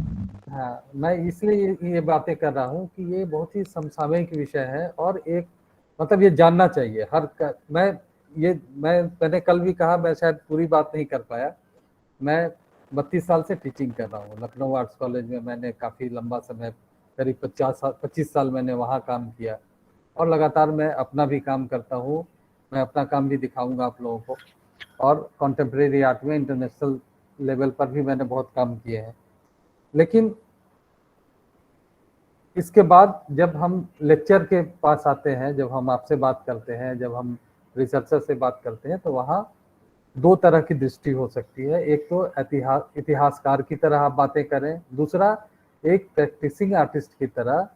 और खासकर जो विजुअल आर्ट में जितने लोग काम कर रहे हैं, वो लोग का इतिहास जो है, उनका जो बैकग्राउंड है वो एकेडमिक है, और एकेडमिक होने के साथ साथ होने के नाते उनमें ऐतिहासिक पक्ष जो है वो बहुत महत्वपूर्ण होता है। मैं प्रैक्टिसिंग आर्टिस्ट हूँ, और मैं दूसरी तरीके से देखता हूँ। मैं आर्ट की नज़र से आर्ट को देख रहा हूँ। मैं चूंकि खुद काम करता हूँ, इसलिए मेरे पास इतिहास का ज्ञान बहुत कम है, लेकिन मैं चूंकि काम कर रहा हूँ, मैं अपने अनुभव के आधार पर मैं जो कला के प्रति अपनी संकल्पना देखता हूँ, जो मेरा विचार है, और मैं अपने कुछ साथियों के साथ ये शेयर करता हूँ, उसी तरह से मैंने शेयर किया। हो सकता है ये जो बातें मैं कह रहा हूँ आपको किताबों में नहीं मिलेगी। ये एक आर्टिस्ट के नाते और वर्क ऑफ आर्ट का जजमेंट करने का मुझे बहुत अवसर मिला है। मैं वर्क ऑफ आर्ट को कैसे जज करता हूँ, ये मेरी अपनी मौलिक दृष्टि है, और उस दृष्टि का आधार क्या है, उस आधार पर मैं आपको वो दृष्टि दिखाना चाहता हूँ। वो दृष्टि इतिहासकार नहीं दिखा सकता है, लेकिन how to see work of art. आप रिसर्चर तभी बनेंगे जब आप वर्क ऑफ आर्ट को देखने क्या कैसे देखेंगे, ये जब तक आपकी दृष्टि नहीं बनेगी तब तक आप रिसर्च नहीं कर सकेंगे। इसलिए मैं इन चीजों की बात कर रहा हूं। अब ये बहुत महत्वपूर्ण प्रश्न है कि ट्रेडिशन और मॉडर्न, बहुत महत्वपूर्ण इसलिए है कि इसका कोई, ये अनंतहीन है, इसका कोई अंत नहीं है। और इस विषय को हम अगर देखेंगे तो निश्चित रूप से कोई एक उत्तर पाना संभव नहीं है। ट्रेडिशनल आर्ट, हम मधुबनी पेंटिंग की इसलिए बात कर रहे थे कि मधुबनी पेंटिंग सर्वाधिक आज के समय में सर्वसाधारण को मधुबनी पेंटिंग को देख के, कहीं भी आप देखेंगे, यूरोप में भी देखेंगे तो आप बोलेंगे कि ये मधुबनी पेंटिंग है। आप दिल्ली में देखें, आप बॉम्बे में देखें, आप मधुबनी पेंटिंग को रिकॉग्नाइज कर लेते हैं। शायद आप बहुत सारे लोग, मतलब ये कॉमन एक फैक्टर है कि मधुबनी पेंटिंग को हम लोग सब कहते हैं। बिहार की एक लोक कला है मिथिला की, सबको पता है। क्यों ये, इसकी उत्पत्ति क्या हुई थी? इसकी उत्पत्ति हुई थी घरों में जो कोहबर बनता है, रिचुअल्स में, शादी में जो कोहबर आप लोग सब जानते होंगे, तो उसको बनाने की प्रथा थी। उसमें दो तीन, मैंने मधुबनी पेंटिंग पर काम भी किया था अपने डिसर्टेशन में, मास्टर डिग्री के डिसर्टेशन में, इसलिए मैं थोड़ी सी बात, क्योंकि मैं उस एरिया में जाकर देखा भी था। जो वहाँ पर दो लोग थे, एक जो दलित वर्ग था वो करता था, और दूसरा उसमें मुख्य रूप से जो काम करने वाले थे वो कायस्थ समाज के लोग थे। कायस्थ जाति से रिलेटेड जो लोग थे वो उसमें मुख्य रूप से जितने भी कलाकार थे, ब्राह्मण भी थे, अपर कास्ट के लोग थे। दो तरह के थे, एक तो जो आप दीवालों पर कलरफुल आप देख रहे हैं वो अपर कास्ट के लोग, बाद में वो पेपर पर ट्रांसफर हुआ, वो करते थे। जो दलित वर्ग करता था वो मिट्टी में रिलीफ करता था, सेम फॉर्म को मिट्टी की दीवारों पर रिलीफ फॉर्म में करता था, जिसका कि प्रचार प्रसार बहुत ही कम हुआ। मैंने कुछ, जब मैं देखने गया था तो 4-5 फोटोग्राफ्स मुझे मिले थे, क्योंकि वो लोग करने वाले बहुत कम रह गए थे। फॉर्म वही था, लेकिन वो फॉर्म में उसमें कलर यूज नहीं करते थे, मिट्टी की दीवारों पर वो रिलीफ से वही चीज बनाते थे। लेकिन जो अपर कास्ट के लोग थे वहां पर कलर का प्रयोग करते थे। एक तो चीज ये है। हम मधुबनी पेंटिंग की बात कर रहे हैं कि मधुबनी पेंटिंग में जो समसामयिकता का एलिमेंट इंटर किया। हमारे साथ एक लड़का पढ़ता था बड़ौदा में, जब मैं पढ़ता था तो मुझसे जूनियर था, वो मधुबनी का रहने वाला था, पेंटिंग का स्टूडेंट था। तो उस जमाने, मतलब मैंने मास्टर्स किया 1990 में, 90 में मैंने मास्टर्स किया। उस समय वो बीएफए का स्टूडेंट था, संतोष कुमार नाम है, अभी उसकी चित्र कहीं कहीं दिखते हैं। वो मधुबनी पेंटिंग को लेकर उस टाइम में कॉन्टेम्प्रेरी पेंटिंग, मधुबनी पेंटिंग के टेक्निक से के साथ समसामयिकता जोड़ते हुए, हालांकि वो बहुत पॉपुलर नहीं हुआ लेकिन उसको लोग काफी जानते हैं। उसने रेलवे इंजन बनाया था, और उसका ये कहना था कि मधुबनी पेंटिंग में बहुत लिमिटेड विषय हुआ करते, तब तो विषय बढ़ गए हैं। पहले बहुत ही राम लक्ष्मण सीता एक सामान्य रूप से अधिकांशतः घरों में वही हुआ करते थे। और आप अगर 25 साल पहले की मधुबनी पेंटिंग देखेंगे तो रामचंद्र जी से ही रिलेटेड, चाहे वरमाला हो या रामचंद्र सीता 3 लोग खड़े हो, मतलब ये रामायण से ही रिलेटेड, क्योंकि मिथिला क्षेत्र आप लोगों को पता है कि सीता जी का जन्म स्थान था, तो वहां से वो स्वरूप वही था। धीरे धीरे उस एलिमेंट को लेकर, उस एलिमेंट को, उस फॉर्म के ट्रीटमेंट को, उसका कलर स्कीम, उसके लाइन, उसके ड्राइंग को लेकर लोगों ने समसामयिक विषय उसमें प्रविष्ट कराए, कुछ इंटर किया। जब समसामयिक विषय इंटर किया तो क्या उसको हम कॉन्टेम्प्ररी आर्ट बोलेंगे या नहीं बोलेंगे, उसकी मान्यता होगी या नहीं होगी? ये बहुत महत्वपूर्ण विषय है मेरे ख्याल से, जहां तक मैं समझता हूं कि जब उसमें समसामयिकता आ गई तो केवल वो सरफेस पर मधुबनी पेंटिंग है, टेक्निक में मधुबनी पेंटिंग है, लेकिन जब कॉन्टेम्प्ररी एलिमेंट जुड़ा तो वहां पर वो कॉन्टेम्प्ररी आर्ट की श्रेणी में रखा जाना चाहिए, मैं समझता हूं। और काफी लोग इससे सहमत भी हैं, काफी लोग नहीं भी सहमत होते हैं। लेकिन चूंकि आर्ट के साथ समय, कला और काल, दो बहुत महत्व, आप लोग एक दिनकर कौशिक की किताब है कला और काल, काल और कला, उसको आप लोग पढ़िएगा। टाइम, आर्ट के लिए टाइम का सर्वाधिक महत्वपूर्ण पक्ष है। अगर टाइम अगर उसमें रिफ्लेक्ट नहीं करता है, जैसे मैंने कल बात की कि अगर मुगल कालीन चित्र 2022 में कोई बनाएगा तो क्या उसको हम कॉन्टेम्प्रेरी आर्ट बोलेंगे? नहीं कहेंगे। लेकिन मुगल आर्ट पेंटिंग के तकनीक से, उस तकनीक से अगर कोई कार्य करे और उसमें समसामयिकता होगी तो वो समकालीन कला होगी। लेकिन अगर उसी संवेदना के अनुरूप कोई कार्य करेगा, उसी अकबर जहांगीर को बनाएगा, that is not contemporary art, that is only imitation of Mughal painting. ठीक है, तो आप तकनीक ले सकते हैं मधुबनी पेंटिंग में, तकनीक। अब मधुबनी पेंटिंग के कुछ ट्रेडिशनल पेंटर हैं, वो ट्रेडिशनल पेंटर हैं, वो ट्रेडिशनल ही कहे जाते हैं। लेकिन मधुबनी पेंटिंग को लेकर जिन लोगों ने समसामयिक विषय को यूज किया है, दे आर कॉन्टेम्प्ररी पेंटर। उसी तरीके से कि जो मुगल कालीन चित्रों के तकनीक से यदि किसी ने कार्य किया है तो वो अगर उसी संवेदना पर कार्य किया है तो ट्रेडिशनल पेंटर है। वो ट्रेडिशनल पेंटर भी उस समय का नहीं है, ही जस्ट इमिटेटिंग दोज पेंटर, वो उन पेंटिंग की अनुकृति कर रहा है। लेकिन उसी तकनीक से अगर समसामयिकता के साथ कोई कार्य कर रहा है तो उसको हम समकालीन कलाकार कहते हैं। उसमें समय की, उसमें पीरियड की, काल का प्रतिबिंब होना चाहिए। इसीलिए हम लोग कहते हैं कि कला में, कला समय का प्रतिबिंब है। ये इसमें कहीं कोई शंका नहीं है। अगर कला में समय नहीं है तो कला को हम कला नहीं मान सकते हैं। कला इमिटेशन हो जाएगा, कला अनुकृति हो जाएगी। अगर मुगल पेंटिंग आज हम बनाते हैं तो हम वो अनुकृति है। इसलिए कला में समय का महत्व सबसे बड़ा महत्व है। उसके बाद तकनीक का स्थान है। तकनीक कोई भी हो, लेकिन कला में सबसे महत्वपूर्ण पक्ष जो कला का है वो समसामयिकता है। अब हम समसामयिकता के ऊपर आते हैं। दो तरह की समसामयिकता हो सकती है। एक समसामयिकता ये हो सकती है, हमारा थॉट प्रोसेस होगा कि हम समाज का प्रतिबिंब दिखा रहे हैं, लेकिन आर्टिस्ट हमेशा एक थॉटफुल व्यक्ति है, एक सोचने वाला व्यक्ति है, और उसकी अपनी दृष्टि होती है, उसके समाज के प्रति अपनी दृष्टि होती है और होनी चाहिए। अगर नहीं होता है तो कलाकार कलाकार नहीं है। फिर कलाकार इमिटेशन नहीं करेगा। कलाकार का अपनी दृष्टि होनी चाहिए समाज के प्रति, व्यक्ति के प्रति, और उस दृष्टि के अनुरूप कलाकार होना चाहिए। इसी प्रकार से कला में जितने भी लोग कार्य कर रहे हैं, जितने भी पेंटर्स, स्कल्पटर्स काम कर रहे हैं, वो समसामयिकता के साथ अगर जुड़े हैं तो वो कलाकार सिद्ध हो सकता है, और उस दृष्टि से हमको देखनी चाहिए। अगर कला में समसामयिकता नहीं है, जजमेंट का सबसे बड़ा प्रमाण है कि आप कला को, अब दो समसामयिकता को दो तरीके से हम देखेंगे। एक तो देखेंगे कि सामाजिक संदर्भ क्या है, ठीक है। दूसरा हम संदर्भ देखेंगे हाउ टू एक्सक्यूट, किस तरह से एक्सक्यूशन है उसका। अब दो तरह के एक्सक्यूशन है। एक, आपको पता होगा यूरोप में कैनवास पेंटिंग बहुत कम हो गए। हमारे देश में कैनवास पेंटिंग अभी बहुत हो रहा है कि यूरोप में बहुत कम ऐसे पेंटर्स हैं जो प्योरली कैनवास पर काम कर रहे हैं।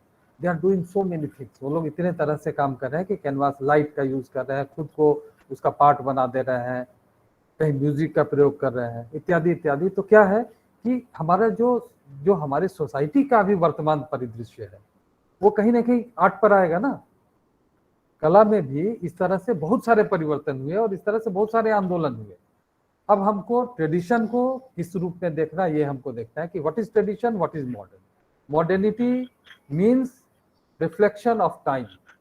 ट्रेडिशन मतलब उस काल में हमको उस काल की कला और उस काल के संदर्भ में हमको ट्रेडिशन को देखने की आवश्यकता है। और हम बिल्कुल इसमें आश्वस्त हैं, और हमको लगता है यहाँ जितने लोग बैठे हैं सभी इस बात से सहमत होंगे कि, अब सहमत होंगे, कल तक पता नहीं सहमत थे नहीं थे, लेकिन अब इस बात से सहमत जरूर होंगे कि जो मुगल कालीन कला अगर यदि कोई आज बनाता है तो वो इमिटेट कर रहा है, लेकिन मुगल कालीन चित्रों के तकनीक से समसामयिकता को समाविष्ट कर कर कोई कलाकारी करता है तो वो कॉन्टेम्प्रेरी आर्ट है, वो मॉडर्न आर्ट हो सकता है।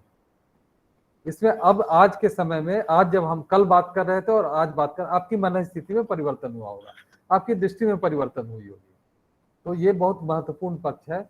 एज रिसर्चर हम लोग कोर्स वर्क कर रहे हैं तो ये बहुत महत्वपूर्ण है कि हमको देखने की, ट्रेडिशन को देखने की, मॉडर्निटी को देखने की, ट्रेडिशन को किस रूप में देखेंगे वो देखने की, इसको हम इस तरह से विभाजित कर सकते हैं। अब हमारे पास जो दूसरा पक्ष है,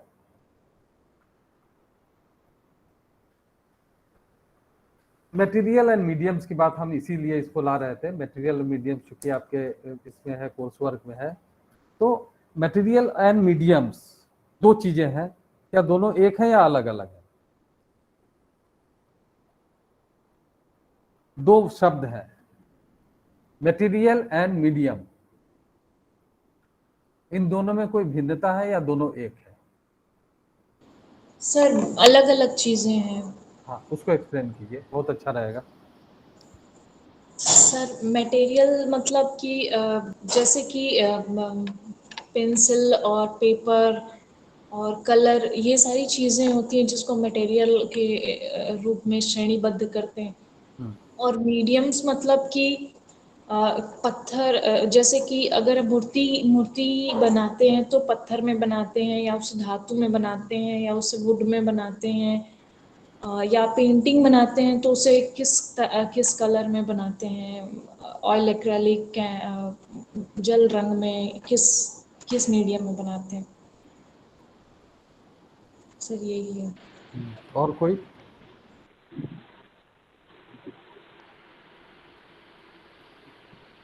हाँ अभिलाषा, आप कुछ बोलना चाह रही हैं? सर मीडियम में जैसे पर्टिकुलर, जैसे एक मीडियम को ले लिया, जैसे वाटर कलर ले लिया, एक्रिलिक कलर ले लिया, ये मीडियम हुआ। हम्म और हम्म मटेरियल में सर मोस्टली मतलब सारी चीजें हो जाएंगी, जैसे अच्छा, सर आपको नहीं मिल रहा है? इंस्टॉलेशन, सर नहीं इंस्टॉलेशन जैसे होगा तो नहीं, वो जो वो सब मटेरियल। नहीं नहीं, वो मटेरियल नहीं हो गया। वो बहुत सारे माध्यम को लेकर, बहुत सारे चीज़ों को लेकर करते हैं, वो फिर हम लोग उस पर डिस्कस करेंगे। हम लोग इंस्टॉलेशन की तरफ भी आएंगे कभी। मेरे ख्याल से इन दोनों में कोई भिन्नता नहीं है, मटेरियल एंड मीडियम। बहुत ही माइनर अगर आप सोचे तो, बहुत मेरे हिसाब से एज प्रैक्टिसिंग आर्टिस्ट मुझे नहीं लगता है कि मीडियम एंड मटेरियल में कोई बहुत बड़ी रेखा हो। मीडियम और मटेरियल के द्वारा, मीडियम आपका क्या हुआ? मीडियम और मटेरियल, वाटर कलर मीडियम हो सकता है, उसको मीडियम हम बोलते हैं, ऑयल मीडियम हो सकता है ना। मटेरियल क्या होगा? आपका ऑयल कलर होगा और वाटर कलर होगा। तो ये लगभग मिलता जुलता ही विषय है। इन मीडियम और मटेरियल के द्वारा जो हम व्यक्त करते हैं, जिस कॉन्सेप्ट पर हम आते हैं, जिस चीज को हम व्यक्त करते हैं, कॉन्सेप्ट बहुत महत्वपूर्ण है।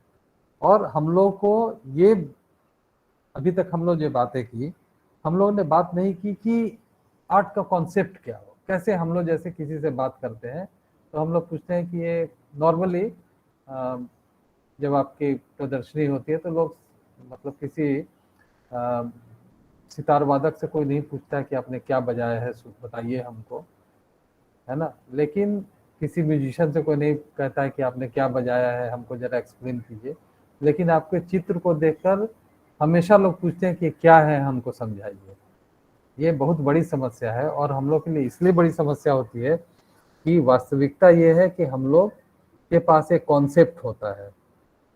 जैसे हम जब काम करते हैं, एक रेगुलर एक तरीके से काम करते हैं, तो एक कॉन्सेप्ट डेवलप, हर व्यक्ति का एक अपना कॉन्सेप्ट डेवलप हो जाता है कि उसको क्या करना है। और कॉन्सेप्ट कैसे होता है? उसके भीतरी उसका अपना जो सामाजिक परिवेश होता है, उसके काम करने की क्षमता, उसके काम करने की शैली, उसके हिसाब से उन चीज़ों का सम्मिश्रण के द्वारा एक, मतलब मेरा कॉन्सेप्ट कुछ हो सकता है लेकिन मैं तकनीकी रूप से करने में सक्षम नहीं हूँ। मैंने सोचा कि मैं ऐसा कर लूंगा, लेकिन तकनीक मेरा वहां साथ नहीं दे रहा है, तो मैं अपने क्षमता के अनुसार मैं कॉन्सेप्ट बनाता हूं। ऐसा होता है। आपकी इच्छा होगी कि मैं ये हाथ बना रहा हूं, इतना मैं अच्छा बना दूं कि इसके भीतर जो एक एक रोम है वो दिखाई दे, लेकिन मेरी कैपेसिटी नहीं है, मैं नहीं बना सकता हूं, मैं तकनीकी रूप से दक्ष नहीं हूं। तो फिर क्या होगा? वहां कॉन्सेप्ट का क्या होगा? और कॉन्सेप्ट क्या है फिर? एक प्रैक्टिसिंग आर्टिस्ट जब काम करता है, हम कैसे आर्ट को देखेंगे? उसके कॉन्सेप्ट के द्वारा। और कॉन्सेप्ट कलाकार भी नहीं, आप राम किंकर के पूरे, आप एक काम को नहीं देखें, आप उनके पूरे काम को देखें। आप लोगों ने राम किंकर को शायद सबने देखा होगा, कोई ऐसा है कि नहीं देखा होगा? राम किंकर बहुत सर्वाधिक महत्वपूर्ण मूर्तिकार है भारतीय समकालीन कला। मैं मूर्तिकार का इसलिए रेफरेंस देता हूँ कि मैं स्वयं मूर्तिकार हूँ। तो आप राम किंकर के चित्र को अगर देखेंगे, मूर्तियों को देखेंगे, तो राम किंकर की मूर्तियों में आपको कॉन्सेप्ट पूछने की आवश्यकता नहीं होगी, और राम किंकर को बताने की आवश्यकता नहीं। कॉन्सेप्ट ऐसी चीज है जो स्वतः स्फूर्त है। लेकिन आज क्या होता है कि हम भी जब अपने स्टूडेंट से पूछते हैं क्या बनाए हो, इसका कॉन्सेप्ट क्या है, क्यों पूछते हैं? और आप में से जो टीचर होंगे या नहीं भी होंगे, आप सीनियर होंगे, अपने जूनियर से पूछते होंगे कि अगर तुमने बनाया तो इसके पीछे तुम्हारा आधार क्या है। इसलिए हम पूछते हैं कि और इसलिए हम ये बात करते हैं कि क्या ये हमारा वास्तविक है कि कहीं से हमने इमिटेट किया है, कहीं से आयातित किया है, हम किसी से प्रभावित होकर कर रहे हैं कि मेरा अपना सोच है। और अपनी सोच की जब बात करेंगे तो वहां कॉन्सेप्ट की बात है। ठीक है, सोच कॉन्सेप्ट का मतलब ये हो गया कि हम जिस सोच पर काम कर रहे हैं वो वहां पर परिलक्षित होना चाहिए। और मैंने बार बार कहा है कि आर्टिस्ट का अपना इंडिविजुअल थॉट होगा, अपना इंडिविजुअल थॉट प्रोसेस होगा, उसके अनुरूप ही आर्टिस्ट कार्य करता है और उसके अनुसार ही अपने माध्यम के को देखते हुए एक कला की संकल्पना लेकर चलता है और कला कार्य करता है। तो ये जो कॉन्सेप्ट डेवलप होता है, ये कॉन्सेप्ट का एक ग्रेजुअल स्पैन होता है। आप देखिए, कॉन्सेप्ट की बात हम अगर फर्स्ट ईयर में देखें तो किसी से हम प्रभावित होकर वैसा काम करते हैं, फिर दूसरा आर्टिस्ट हमको अच्छा लगता है तो उससे प्रभावित होकर काम करते हैं, तीसरा और अच्छा लगता है तो हम तीसरे से प्रभावित। तो एक समय आप कहीं ना कहीं लोगों से प्रभावित होकर काम करते हैं, लेकिन जब एक समय हो जाता है तो आप प्रभाव आपके ऊपर कम हो जाता है और आपकी स्वयं की दृष्टि वहां पर शुरू हो जाती है। हाँ, तो उसके आधार पर जब स्वयं की दृष्टि हमारी विकसित होती है तो हम वहां से कॉन्सेप्ट का जन्म होता है। मतलब कि आपके ऊपर किसी अन्य कला, अन्य सोच का प्रभाव न होकर आप उन चीजों को अपने भीतर ग्रहण करते हैं, और ग्रहण करने के बाद उसमें कला भी हो सकता है, उसमें सामाजिक संदर्भ भी हो सकते हैं, उसमें इज्म भी हो सकता है, उसमें पॉलिटिकल थॉट प्रोसेस भी हो सकता है, उसमें रेडिकल भी हो सकता है, उसमें लेफ्टिस्ट भी हो सकते हैं, राइटिस्ट भी हो सकते हैं। उन चीजों के अनुसार जब आप अपने भीतर एक संपूर्ण रूप से उसको स्थापित अपने भीतर करते हैं तो कला कार्य में एक कॉन्सेप्ट डेवलप होता है, और उस कॉन्सेप्ट के अनुरूप जब आप कार्य करते हैं तो वहां पर आपका तकनीक, वहां पर आपका माध्यम, वहां पर मीडियम, वहां पर मटेरियल स्थान लेता है। और मीडियम और मटेरियल आपके कॉन्सेप्ट को उजागर करने के लिए, कॉन्सेप्ट को परिधि पर लाने के लिए मात्र साधन भर रह जाते हैं। तो कला में माध्यम और मटेरियल का महत्व आपके कॉन्सेप्ट को, जो आपने कॉन्सेप्ट बनाए हैं, और कॉन्सेप्ट बनाने का मैंने बहुत सारे आपको बताया कि हमारे कॉन्सेप्ट के पीछे, और अगर आप कहीं से प्रभावित होकर कर रहे हैं तो वो भी धीरे धीरे वो जो प्रभाव, और ये स्वाभाविक प्रक्रिया है, इससे कोई इनकार नहीं कर सकता है कि हम कहीं से प्रभावित नहीं होते। हर व्यक्ति कहीं आरंभिक समय में जब कला कार्य करता है तो कहीं ना कहीं वो प्रभावित होकर कार्य करता है, लेकिन उस प्रभाव के बाद धीरे धीरे प्रभाव से क्या होता है, उस प्रभाव में जब आप काम करते हैं तो आपका स्किल डेवलप होता है, आपका थॉट प्रोसेस आप बढ़ता है, आप देखते हैं कि अच्छा ऐसे भी आर्ट हो सकता है, अच्छा ये भी एक कला का तरीका हो सकता है, क्या हम इन सीमाओं को तोड़कर कुछ कर सकते हैं। जिस व्यक्ति ने ऑडियो विजुअल के साथ अपने आप को कला का पार्ट, अपने आप को मीडियम के रूप में प्रोड्यूस किया, ऐसा भी तो हुआ है ना, हमारे देश में हुआ है कि मैंने अपने आप में कोई रंग लगाकर, अपने को बांधकर, अपने को कुछ ऐसा करके, बहुत सारे आर्टिस्टों ने अपने को लेकर अपने शरीर को एक माध्यम के रूप में उपयोग किया है। वो मीडियम जो है अपना शरीर भी हो सकता है, कैनवास भी हो सकता है, कुछ भी हो सकता है, लेकिन उन सबके पीछे उसका सबसे पहला उद्देश्य क्या होगा? सबसे पहला उद्देश्य होगा कि हमारा कॉन्सेप्ट क्या है। और हम लोग कल कॉन्सेप्ट के ऊपर बात करेंगे, और मैं समझता हूँ कि आप लोग भी थोड़ा सोच कर आइएगा, मैं भी थोड़ा सोचता हूँ, ठीक है। तो हम लोग आगे इस पर बात करेंगे, और आप लोग फीडबैक दीजिए कि हम लोग उसको कैसे और इम्प्रूव करें, हम लोग जो काम कर रहे हैं, जो हम लोग बातें कर रहे हैं, उसका वास्तव में कोई महत्व है या हम लोग यूं ही बात कर रहे हैं। इसलिए ये बहुत आवश्यक है कि जिन चीज़ों पर मैं बात कर रहा हूँ उस पर आपका स्वयं का भी विचार हो, और स्वयं आप उस पर कहीं ना कहीं मंथन करें कि क्या, और अगर आप मेरे से और मेरे विचार से अगर सहमत नहीं हो तो बिल्कुल आप कंट्राडिक्ट करें, और इस पर एक स्वस्थ डिबेट हो सकता है। क्योंकि आप रिसर्चर हैं, इसलिए अपेक्षित भी है कि आप सिर्फ आप हमारी बातों पर हाँ ना करें, बल्कि अगर कोई उसका प्रत्युत्तर और उसको मेरी बातों से सहमत नहीं हो तो निश्चित रूप से अपनी बातों को ले आए। तब एक यही रिसर्चर का काम है, तब एक स्वस्थ बातों का यहाँ पर स्वस्थ परंपरा हो सकती है और एक अच्छा डिबेट हो सकता है। तो मैं ये बिल्कुल चाहूँगा कि आप लोग जरूर, हम लोग जब खत्म करेंगे तो 5 मिनट जरूर हम डिबेट का करेंगे। और मैं इसलिए भी कल मैंने कहा था कि सब लोग एक प्रश्न लेकर आए कि जो हम लोग बातें कर रहे हैं उसके पीछे क्या तथ्य है और हम लोग को किस तरह से बात करना चाहिए। और मैं समझता हूँ कि आज के लिए समय भी हो गया, 7 बज गया, और आज का विराम हम लोग करें और कल हम लोग फिर नए विषय के साथ आएंगे। लेकिन नए विषय के साथ आने पर कल मैं चाहूँगा कि आप लोग फिर से एक नई ऊर्जा के साथ है और नए सोच के साथ है, तब हमको भी बात करने में अच्छा लगेगा। इन्हीं शब्दों के साथ धन्यवाद आप लोगों का। Thank you sir. Thank you sir. Ram sir. Ram sir. Thank you sir. Good evening sir. हाँ, गुड इवनिंग। नमस्ते। हाँ, नमस्ते। Thank you sir.